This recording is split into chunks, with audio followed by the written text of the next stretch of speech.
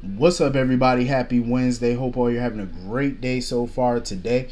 Getting into this episode of GH. Carly was getting on my damn nerve. She really did get on my nerves. I was so irritated with her today because she had literally no reason whatsoever to take that house in the divorce settlement against Sonny. I was so pissed when she got that house, and now, judging by her comments about the house being too big for her, like, oh, that's too much space for me. You knew that shit when you took the house in the divorce. That's what made me feel like she did that out of spite. I feel like she was trying to be spiteful to Sonny. And I feel like Sonny didn't fight for the house in the divorce, even though he didn't want to give it up. I feel like he didn't fight her because he felt guilty. He felt like the divorce was his fault in the first place, so he gave it to her out of guilt. That's what I think. But my thing is, if the house is too damn much for her, why not just sell it to Sonny then? You know what I'm saying? Like, just sell it to him. He'll buy it back. He shouldn't have to. But I think once he find out that she's trying to sell it, I would go back in and swoop it up and buy it. Again, he shouldn't have to. But I would. I sure would. Sonny, I mean, not Sonny, but Carly knew damn well that house was too much for her when she asked for it. She knew that. Come on, a big ass house like that, what do you need it for? For what? And I feel like if Sonny would have fought for the house, he would have kept it if he would have fought for it, because that house ain't considered community property. He had that house long before they got back together. She never even lived in that house prior to them getting back together. He bought that house when they were good divorced that last time, because I believe he bought that house in what, late 05 or something? That was when they were divorced. So that shit ain't community property. But anyway, Sam was disappointing. I was so disappointed in Sam because Sam used to keep her foot on Carly fucking neck. Like, Sam didn't like Carly for shit. Now all of a sudden she talking about, oh, I feel like we're becoming friends. And Sam, shut up. Sam, shut up. Like, why are you kissing ass now? Like, I'm so disappointed. Like, Sam was coming in hot against Carly. Now all of a sudden you sitting there talking like you've been her best friend for 20 years. Oh, Carly, you can't sell the house. You can't sell it. Oh, you can't refinance. You can't. Sam, go home. Go home, Sam. Bye-bye. Go home to them children. Go. You served your purpose, which is no purpose. Go home. I was so disappointed. I was so pissed. I wonder what Diane got up her sleeve, though, to help Carly out this little mess that she in. I wonder what she gonna do. Because Diane was a little pissed. She was like, yeah, you underestimate me. Because she was like, listen, I got you. I wonder what Diane about to do. Speaking of Diane, now she involved in this Deceptor mess. Because that was a pretty nice ass paycheck that Tracy handed her. That was a nice check. 40,000. But at first, before I got the full variety of what was going on, before I got the full detail, I was like, 40,000 is nice. That's a nice piece of change.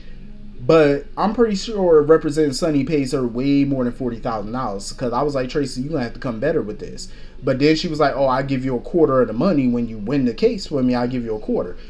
Tracy said, I'm going to need 1/3 of that money. I fucking love Diane. Diane said, nope, I'm going to need 1/3. I love Diane. Because Diane, that goes to show she's smart. She about that money. That was smart. That was smart. Get your piece. Get your fair share of that money. I'm not mad at her. And besides that, because Tracy told me, oh, you're going to have to dump some clients or whatever like that and be exclusive to me. Well, then you're going to have to come up offer more than just a quarter of the money then. I ain't mad at Diane. Make your coin. So now we get into the nitty gritty of this whole Deceptor business. So now it's starting to make more sense why Martin didn't want Lucy bragging to everybody that, oh, he inspired the Deceptor. Now we're starting to see why. And Tracy talking about the Deceptor was stolen intellectual property. I'm like, so who is this partner? Is it somebody from Pine Valley? Because Felicia done fucked around and found a torn up bank receipt for $50,000 going into his account from somebody in Pine Valley. And the only other person I know that owned a cosmetic company in Pine Valley was Kendall and Greenlee when they owned Fusion Cosmetics. And then you had Erica, I believe she owned Enchantment. Was it Enchantment or Enhancement Cosmetics? It was one of those. So those are the only people I knew that owned a cosmetic company in Pine Valley that I could recall. So I'm like, I wonder if it got something to do with them. Did he steal that idea? And that's why he don't want to know. But somebody in Pine Valley paying his ass. I love Maxie's son because he was funny as shit. Like when they was playing that little game that Felicia was like, oh, this is a little game we playing. That little boy was over it. He was like, yeah, I'm bored. I can go. I love it. He was just done with it. So I wonder if this whole thing is what's going to bring Jackson Montgomery to Port Charles. I'm loving this. And I love when Tracy rolled up on Martin and was like, yeah, I got a proposition for your ass. I freaking love this story right now. I'm loving it. It's intriguing me because I'm like, okay, so who's involved in all of this? Like, who did he steal the idea from? Or is he co-conspirating? Like, what are you doing, sir? What are you up to? And I love the idea of Tracy and Diane working together because they both are funny as shit and they both are Hellcats. So I know we're going to get some funniness out of them. I couldn't believe Lucy had the audacity to try to blame Maxie. Talking about, oh, we got a snake. It sure as hell ain't Maximilia Jones. You better go look elsewhere. And I love how Maxie put her in her place and was like, duh, I got access to those files. Hello. I'm one of the partners in this damn company. I'm one of the executives. Of course I would have those numbers. But why the hell would I download it to myself when I have access to them? I said, duh, Lucy. She got access. What would she need to download them for? She could easily just print the shit out if she wanted to. What would she download the file for? And I'm glad Lucy came to her senses. So that means somebody else snitching on y'all, and that somebody is right in the room. I really hope that when Sasha took that pill, I really hope that that doctor is on the up and up, or he playing Gladys in some way. I hope so, cause I really hope that he not trying to, play on Sasha. And they send her back to the loony bin, or they, send her back to hardcore drugs or nothing. I hope not, cause when I seen her take that pill, I said, hell no. So anyway, moving on from that. Michael and Willow were a part of this episode. I get annoyed by Michael and Willow. I can't help it. They just bored me.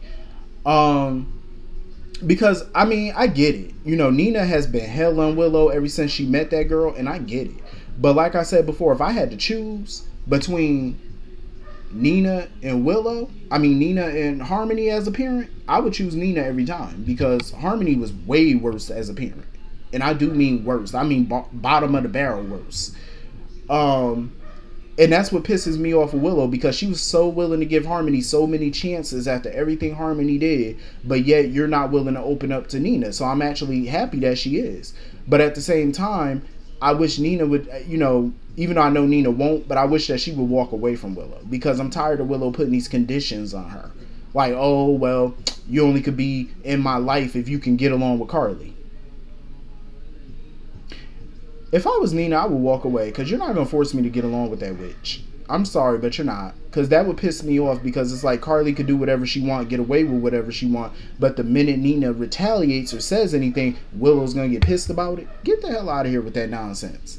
Because my thing is, why is she not having this conversation with Carly? She needs to have that same conversation with Carly. Because Carly ain't blameless in none of this. She be starting shit too. If you're going to call a spade and be fair, you got to bring it to both of them, not just one. I'm just saying.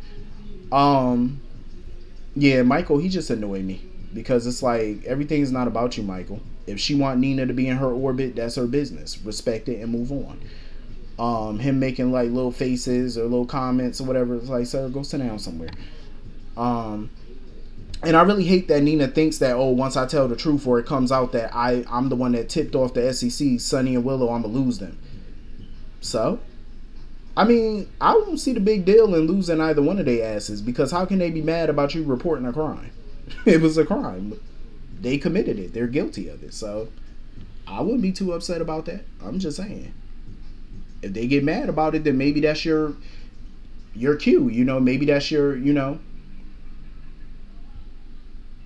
the light bulb going off and letting you know that maybe they shouldn't be in your life. If they can't see what you did wasn't even wrong. You know what I'm saying? Like, they were guilty. What the fuck? Like, why should you be put the blame and take their shit for that? Like, that's ridiculous. Totally ridiculous. So anyway, moving on from that. I'm so sick of Cody at this point. Like, just when I was starting to get used to him and starting to think maybe he turned a little corner, he gets in his own little way, and that's the problem with Cody. He gets in his own way, and that's the fucking problem.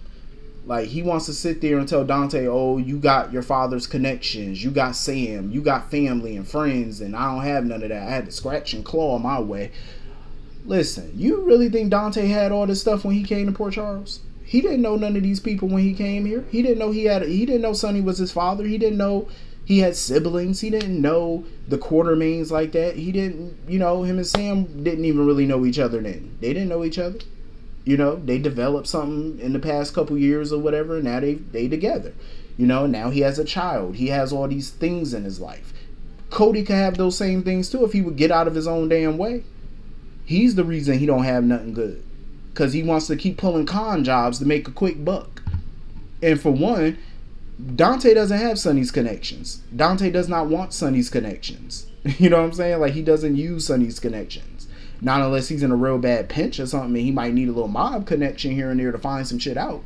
But it hasn't come to that. So, Cody's his own worst enemy at the end of the day. And my thing is with Dante, I would wipe my hands with him. Because if he don't want to tell Mac the truth and he don't want to fess up to the fact that they're father and son and he don't want to go on the straight and narrow, he want to keep pulling these little con jobs to make a quick dollar, then that's on him. Because when he get found out and the next time he get into some legal trouble, don't come hollering at us about it. Don't try to ask Dante for no help and don't try to call Sam.